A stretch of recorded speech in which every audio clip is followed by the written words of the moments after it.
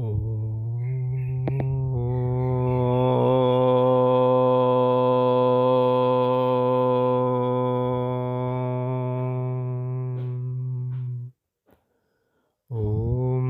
ഗുരുർബ്രഹ്മാ ഗുരുർവിഷ്ണു ഗുരുർദേവോ മഹേശ്വരഃ ഗുരുർ സാക്ഷാത് പരം ബ്രഹ്മ തസ്മൈ ശ്രീ ഗുരവേ നമഃ. നവരാത്രി ആഘോഷങ്ങളുടെ ഭാഗമായിട്ട് ശ്രീ ഗുരുവും ശ്രീ ശാരദയും എന്ന് പറയുന്ന നമ്മുടെ ഈ ഒരു ഗ്രൂപ്പിൽ ഇന്ന് ദേവി ഉപാസനയ്ക്കായി തിരഞ്ഞെടുത്തിരിക്കുന്നത് കാളി നാടകം എന്ന് പറയുന്ന ശ്രീനാരായണ ഭഗവാന്റെ അമൂല്യമായിരിക്കുന്ന മറ്റൊരു രചനയാണ്.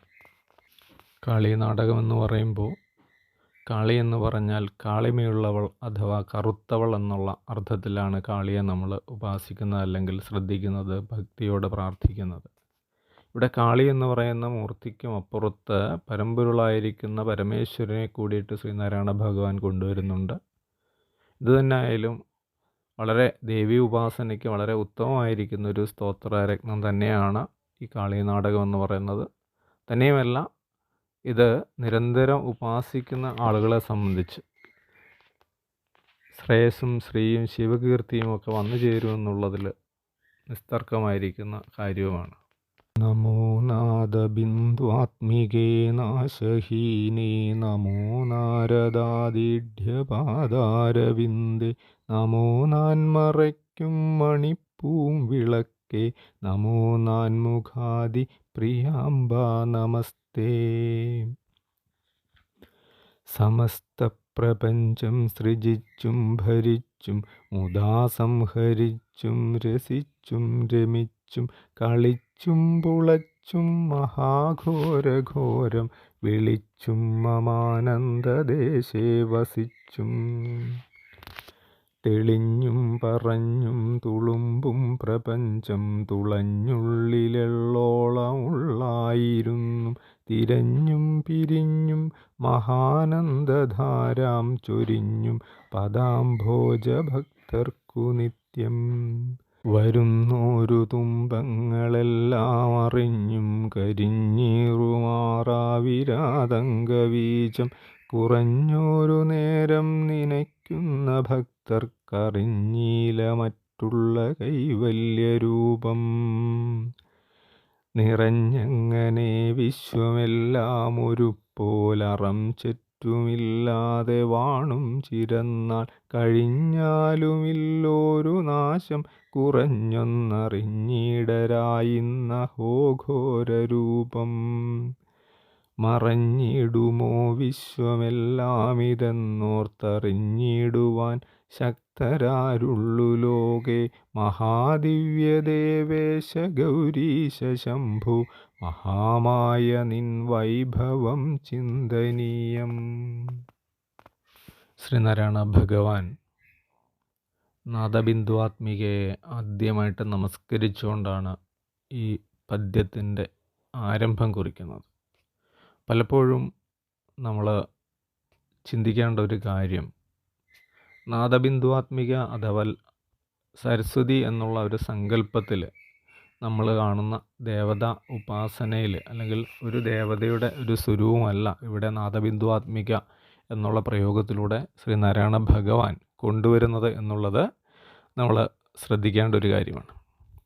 ശബ്ദത്തിൻ്റെ പരിണാമക്രമത്തിൽ ആദ്യമായിട്ട് പ്രകടിതമായിരിക്കുന്ന ഭാവത്തോടു കൂടിയിരിക്കുന്നവളെയാണ് ഇവിടെ ശ്രീനാരായണ ഭഗവാൻ നാദബിന്ദുആത്മിക അല്ലെങ്കിൽ നാദബിന്ദുആത്മികയ്ക്ക് നമസ്തേ അല്ലെങ്കിൽ നമിക്കുന്നു എന്ന് പറഞ്ഞ് ആരംഭിക്കുന്നത്.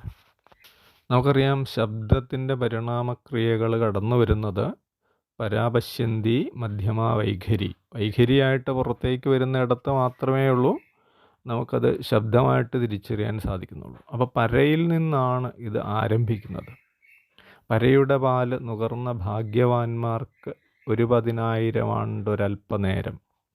അപ്പോൾ നാദബിന്ദുആത്മികയായിരിക്കുന്ന അമ്മയുടെ അല്ലെങ്കിൽ നാദത്തിൻ്റെ ഇരിപ്പിടമായിരിക്കുന്ന ഓങ്കാരത്തിൻ്റെ പൊരുളായിരിക്കുന്ന അല്ലെങ്കിൽ ഓങ്കാരത്തിൻ്റെ പ്രഭവസ്ഥാനമായിരിക്കുന്ന അമ്മയുടെ അടുത്ത് നിന്ന് അല്ലെങ്കിൽ അമ്മയുടെ പാല് നുകർന്ന അല്ലെങ്കിൽ അമ്മയുടെ അനുഗ്രഹം ഉണ്ടായിട്ടുള്ള ഭാഗ്യവാന്മാരെ സംബന്ധിച്ച് എല്ലാവിധ ഐശ്വര്യങ്ങളും, ആ അനുഗ്രഹം ഉണ്ടായാൽ എല്ലാവിധ ഐശ്വര്യങ്ങളും വന്നു ചേരുമെന്നുള്ളതാണ് അതിൻ്റെ ഒരു പ്രത്യേകത.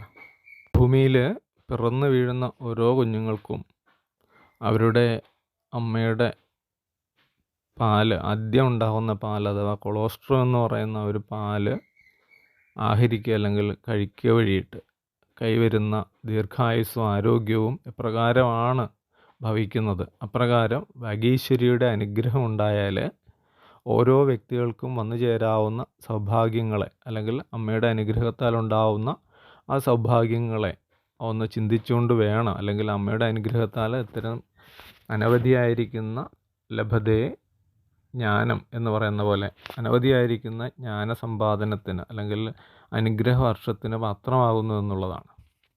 പിന്നീട് സ്വാമി സംബോധന ചെയ്യുന്നത് നാശഹീന എന്നാണ്. അപ്പം നാശഹീനം എന്ന് പറഞ്ഞാൽ നശിക്കാത്തത് അല്ലെങ്കിൽ ജന്മനാശരഹിതയായിട്ടുള്ളവൾ. അപ്പോൾ ശ്രീനാരായണ ഭഗവാന്റെ പുഷ്പാഞ്ജലി മന്ത്രത്തിൽ ജന്മനാശരഹിതായ നമഃ എന്ന് നമ്മൾ പറയാറുണ്ട്. ഇപ്പോൾ ഇവിടെ ആർക്കാണ് നാശഹീനത്വം ഉണ്ടാവുക എന്നുള്ളത് ചിന്തനീയമായിരിക്കുന്ന കാര്യമാണ്. അഖണ്ഡ ബോധത്തിൻ്റെ സ്പന്ദനത്തിൽ ആവിർഭവിക്കുന്ന മായാശക്തിയെയാണ്, അല്ലെങ്കിൽ ആ മായാശക്തിയിലാണ് പ്രപഞ്ചം ഉണ്ടായിരിക്കുന്നത്. അപ്പോൾ ആ മായാശക്തിയെ സംബന്ധിച്ച് ആ മായാശക്തിക്ക് അഖണ്ഡ ബോധത്തിൻ്റെ ഭാഗം അല്ലെങ്കിൽ അഖണ്ഡ ബോധം തന്നെയായിരിക്കുന്ന ആ ശക്തിവിശേഷത്തിന് നാശം ഉണ്ടാവുന്നില്ല. യസ്യോത്പത്തിർലയോ നാസ്തി തത്പരം ബ്രഹ്മനേതരത്. യാതൊന്നിനാണോ നാശം, ഉൽപ്പത്തിയും നാശവും ഇല്ലാതിരിക്കുന്നത്, അതിനെയാണ് ബ്രഹ്മം എന്ന് പറയുന്നത്. അപ്പോൾ ബ്രഹ്മവസ്തുവായിരിക്കുന്ന അഖണ്ഡബോധത്തിൻ്റെ ഭാഗമായിട്ട് തന്നെ നിൽക്കുന്ന മായാശക്തിക്കും, അല്ലെങ്കിൽ മായാശക്തി ജന്മനാശരഹിതമാണ്. അതുകൊണ്ടാണ് ഇവിടെ നാശഹീനയെന്ന് ശ്രീനാരായണ ഭഗവാൻ സംബോധന ചെയ്യുന്നത്. ഇവിടെ പരാമർശിച്ച അല്ലെങ്കിൽ പരാമർശിക്കപ്പെടേണ്ട അല്ലെങ്കിൽ ശ്രദ്ധിക്കേണ്ട ഒരു കാര്യം, ശ്രീനാരായണ ഭഗവാനും ജന്മനാശരഹിതനാണ് എന്നുള്ളതാണ്. പിന്നീട് ശ്രീനാരായണ ഭഗവാൻ നമ്മളോട് പറയുന്ന അല്ലെങ്കിൽ ദേവിയെ സംബോധന ചെയ്യുന്നത് നാരദാദീഢ്യ പാദാരവിന്ദേ. നാരദർ മുതലായിരിക്കുന്ന ഋഷീശ്വരന്മാർ കുമ്പിട്ട് കൂപ്പി സ്തുതിക്കുന്നവളെ. അപ്പോൾ ഋഷി എന്ന് പറഞ്ഞാൽ നമ്മൾ ചിന്തിക്കണം, സാധാരണ ദേവതാസങ്കല്പങ്ങൾക്കും മുകളിലിരിക്കുന്ന ഒരു വൈജ്ഞാനിക സമ്പത്ത് അല്ലെങ്കിൽ അഖണ്ഡബോധത്തിൻ്റെ തന്നെ ഭാഗമായിരിക്കുന്ന അല്ലെങ്കിൽ പരമ്പൊരുളിൻ്റെ ഭാഗമായിരിക്കുന്ന ബ്രഹ്മമായിരിക്കുന്ന ആ ഒരു സത്വബോധങ്ങൾ അല്ലെങ്കിൽ അത്തരത്തിലുള്ള സ്വരൂപങ്ങളാണ് ഋഷിമാരെന്ന് പറയുന്നത്. അപ്പോൾ ഋഷിമാർ മുതലായിരിക്കുന്ന ആളുകൾ പൂജിക്കുന്നവളെന്ന് പറയുമ്പോൾ അല്ലെങ്കിൽ അതിനേക്കാൾ എത്രയോ മുകളിലാണ് ഈ ഒരു സങ്കല്പത്തിൻ്റെ മായാശക്തിയുടെ സ്ഥാനം എന്നുള്ളത് ചിന്തിക്കണം. പിന്നീട് പറയുന്നത് നാൻമുഖാദി പ്രിയാംബ നമസ്തേ. അതുപോലെ തന്നെ നാൻമറയ്ക്കും മണിപ്പൂം വിളക്കേ. അപ്പം വേദങ്ങൾക്ക് പ്രകാശമായിട്ട് വർത്തിക്കുന്നവളെ, നാൻമുഖാദി ബ്രഹ്മാവ് മുതലായിരിക്കുന്ന ദേവന്മാർക്ക് പ്രിയപ്പെട്ടവളെ എന്നിങ്ങനെയൊക്കെ സംബോധന ചെയ്യുന്നു. പിന്നെ പറയുന്നത് അടുത്ത ഭാഗത്തിലേക്ക് വരുമ്പോൾ തെളിഞ്ഞും പറഞ്ഞും തുളുമ്പും പ്രപഞ്ചം. ഇന്ദ്രിയ വിഷയങ്ങൾക്ക് വിഷയമാകുന്ന ഈ ഒരു പ്രപഞ്ചമെന്ന് പറയുന്നത് കീലാലവായുവനല കോലാഹലം ഭുവനം. ജന്യനാഞ്ജലിയിൽ പറയുന്നു, കീലാലവായുവനല കോലാഹലമാണ് ഈ കോലാഹലം നിറഞ്ഞിട്ടുള്ള ഈ പ്രപഞ്ചം. അതെന്തുകൊണ്ടാണ്? സത്വരജസ് തമോ ഗുണങ്ങളുടെ കോലാഹലം അല്ലെങ്കിൽ ഏറ്റക്കുറച്ചിലുകൾക്കനുസരിച്ചുണ്ടാകുന്ന ഒരു കോലാഹലം കൊണ്ട് നിറയ്ക്കപ്പെട്ടിട്ടുള്ളതാണ് ഈ പ്രപഞ്ചം എന്ന് പറയുന്നത്. അങ്ങനെ തെളിഞ്ഞും പറഞ്ഞും തുളുമ്പുന്ന ഈ പ്രപഞ്ചം തുളഞ്ഞ് ഉള്ളിൽ എള്ളോളമുള്ളായിരുന്നു. അതിസൂക്ഷ്മമായിട്ട് അതിനെ അന്വേഷിച്ച് ചെല്ലുമ്പോഴത്തേക്കിന് അതിൻ്റെ ഉള്ളിലിരിക്കുന്ന കാമ്പായിരിക്കുന്ന അല്ലെങ്കിൽ ചിത്തായിരിക്കുന്ന ബോധമായിരിക്കുന്ന ഭാവത്തിലേക്ക് എത്തുമ്പോൾ അവിടെ നമുക്ക് അനുഭവിക്കാൻ കഴിയുന്ന ഒരു ആനന്ദാവസ്ഥയുണ്ട്. ആ ഒരു ആനന്ദാവസ്ഥയെ ഭക്തർക്ക് ആ ഒരു ആനന്ദധാര നൽകുന്നതിന് ഉത്തമമായിരിക്കുന്ന ഒരു പാദങ്ങൾ അല്ലെങ്കിൽ പദങ്ങളാണ് ഈ ദേവിയുടേതെന്ന് കീർത്തിക്കുന്നതിനൊപ്പം വരുന്നൊരു തുമ്പങ്ങളെല്ലാം അറിഞ്ഞു. വരാൻ പോകുന്ന എല്ലാവിധമായിരിക്കുന്ന സങ്കടങ്ങൾ അല്ലെങ്കിൽ ദുഃഖങ്ങളെയുമൊക്കെ നേരത്തെ തന്നെ അറിഞ്ഞിട്ട് ദേവി എന്താ ചെയ്യുന്നത്? കരിഞ്ഞീടും ആറാവിരാതങ്ക വീച്ചു. അപ്പോൾ ദേവി ഭക്തന്മാർക്ക് വരാൻ പോകുന്ന എല്ലാവിധമായിരിക്കുന്ന അനിഷ്ടങ്ങളെയും അല്ലെങ്കിൽ ദുഃഖങ്ങളെയും നേരത്തെ തന്നെ പരിഹരിക്കുന്നു, അല്ലെങ്കിൽ ആ ഭക്തന്മാരിലേക്ക് ആ ദുഃഖങ്ങൾ എത്താതിരിക്കാനായിട്ട് കരുണാപൂർവം ആ ദുഃഖങ്ങളെ വേരോടെ എരിയിച്ചു കളയുന്നു എന്നുള്ള ഒരു ഭക്തി അല്ലെങ്കിൽ ഒരു ഭാവമാണ് ഗുരു ഇവിടെ ഉപാസകന് വേണ്ടിയിട്ട് കരുതി വച്ചിരിക്കുന്നത്. എങ്ങനെയുള്ള ഉപാസകർക്കാണ് ഇത് ലഭിക്കുക എന്നുള്ളത് ചോദിച്ചാൽ അതും പറയുന്നുണ്ട്. അല്പനേരമെങ്കിലും ഭക്തിയോടെ നനയ്ക്കുന്ന ഭക്തർക്ക്, കുറഞ്ഞൊരു നേരം നനയ്ക്കുന്ന ഭക്തർക്ക്. അപ്പോൾ ഒരല്പനേരമെങ്കിലും ദേവിയെ ഉപാസിക്കാനായിട്ട് അല്ലെങ്കിൽ ശ്രദ്ധിക്കാനായിട്ട് ഭക്തിയോട് കൂടിയിട്ട് നമ്മുടെ ഉള്ളിലൊരു ശ്രദ്ധ ഉണ്ടാവുന്നതിന് ആർക്കൊക്കെ സാധിക്കുന്നു, ശ്രദ്ധ കൊടുക്കുന്നതിന് ആർക്കൊക്കെ സാധിക്കുന്നുണ്ടോ അവർക്കൊക്കെയും ഈ ഒരു അനുഗ്രഹം, ദേവിയുടെ അനുഗ്രഹം ഉണ്ടാവുന്നു. ഭക്തർ എന്നാൽ ഈ ദേവിയുടെ ഈ ഒരു ഭാവമല്ലാതെ കൊണ്ട് മറ്റ് മോക്ഷത്തിന് വേണ്ടിയിട്ട് മറ്റ് യാതൊരു രൂപത്തെയും ഉപാസിക്കേണ്ടതില്ല എന്ന് ഒരു അടിവരയിട്ട് ഗുരു നമ്മളോട് പറഞ്ഞു തരുന്നുണ്ട്.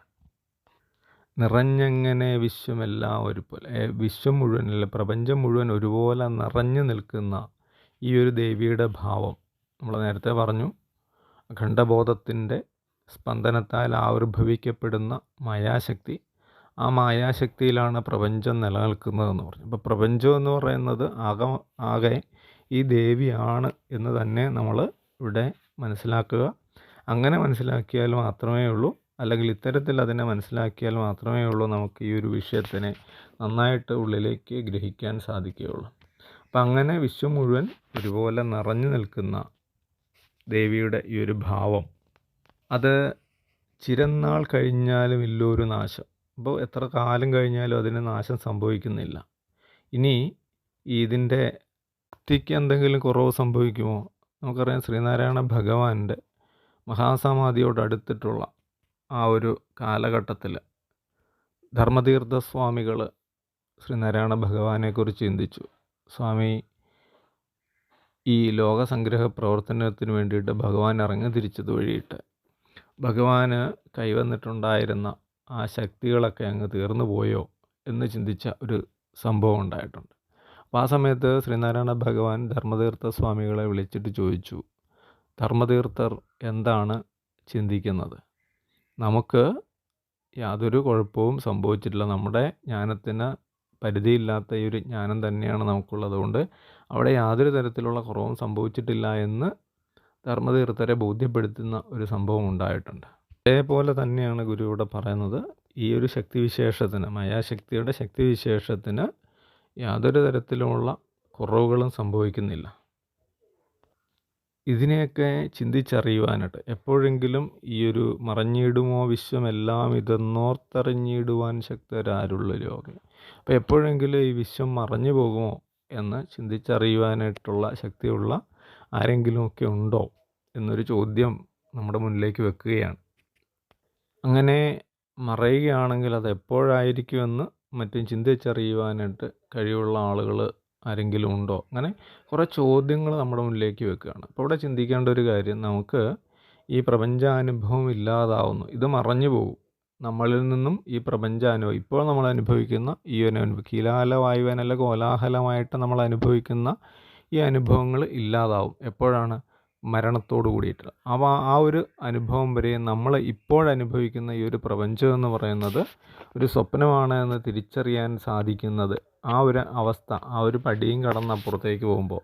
അപ്പോൾ ഈ ഒരു സ്ഥൂല ശരീരത്തിൻ്റെ ഉള്ളിലിരിക്കുന്ന ആത്മാവായിരിക്കുന്ന ആ ഒരു ബോധം, ശുദ്ധബോധം, ആ ബോധം ഈ ദേഹത്തിനെ ഉപേക്ഷിച്ച് മാറി നിൽക്കുന്ന സമയത്ത് മാത്രമേ ഉള്ളൂ ഞാനിതൊക്കെ ഒരു സ്വപ്നത്തിൽ എന്ന പോലെ അനുഭവിച്ചിരുന്നുവല്ലോ എന്ന് ചിന്തിക്കാൻ സാധിക്കത്തുള്ളൂ. അപ്പോൾ ഋഷിമാരെ സംബന്ധിച്ച് അവർ ഈ സ്ഥൂല ശരീരത്തിൻ്റെ ഉള്ളിൽ ഇരിക്കുന്ന ആത്മബോധത്തെ വളരെ നേരത്തെ തന്നെ അതിനെ കാലചക്രത്തിന് അപ്പുറത്തേക്ക് വളരെ വേഗത്തിൽ മുന്നോട്ട് വായിച്ച് കണ്ടെത്തിയിട്ടുള്ള ജ്ഞാനത്തെയാണ് നമുക്ക് പകർന്നു തരുന്നത്.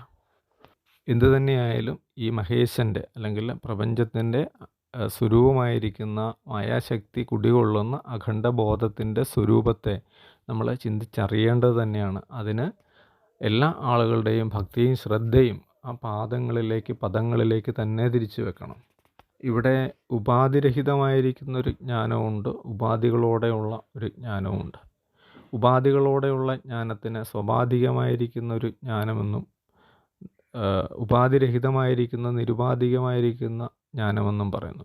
ദേവതാസങ്കല്പങ്ങളിലൂടെ പടിപടിയായിട്ട് മനുഷ്യന് അവൻ്റെ ജ്ഞാനത്തെ ഉയർത്തി ഉണർത്തി കൊണ്ടുവന്നിട്ട് യഥാർത്ഥമായിരിക്കുന്ന വസ്തുജ്ഞാനത്തെ അറിയുന്നതിന് സാധിക്കും എന്നുള്ളത് കൊണ്ടാണ് ഭാരതത്തിൽ ക്ഷേത്രസങ്കല്പവും അല്ലെങ്കിൽ ദേവതാസങ്കല്പവും ഒക്കെ നിലനിൽക്കുന്നത്. അപ്പോൾ അത്തരത്തിലുള്ള കാര്യങ്ങളൊക്കെ ശ്രദ്ധയോട് കൂടിയിട്ട് ഭക്തിയോട് കൂടിയിട്ട് മനസ്സിലാക്കുന്നതിന് ഈ നവരാത്രി ദിനത്തിൽ ഈ കളിനാടകം പോലെയുള്ള ശ്രീനാരായണ ഭഗവാന്റെ മഹത്തായിരിക്കുന്ന രചനകളെ എടുത്ത് പഠിക്കുക അല്ലെങ്കിൽ മനസ്സിലാക്കുക, ശ്രദ്ധിക്കുക എന്നുള്ളത് ഏറ്റവും ഉത്തമമായിരിക്കുന്ന കാര്യം തന്നെയാണ്. അതിന് ഈ ഒരു അവസരം ഉണ്ടാക്കിയ ഈ കുടുംബത്തിൻ്റെ എല്ലാ അംഗങ്ങൾക്കും അതിലുപരി ശ്രീനാരായണ ഭഗവാനെ കീർത്തിക്കുകയും ശ്രദ്ധിക്കുകയും ചെയ്യുന്ന എല്ലാ സജ്ജനങ്ങൾക്കും ഭഗവാന്റെ അനുഗ്രഹം എപ്പോഴും ഉണ്ടാവണമെന്ന് പ്രാർത്ഥിച്ചുകൊണ്ട് പ്രാർത്ഥനാപൂർവ്വം നിർത്തുന്നു. നമസ്തേ.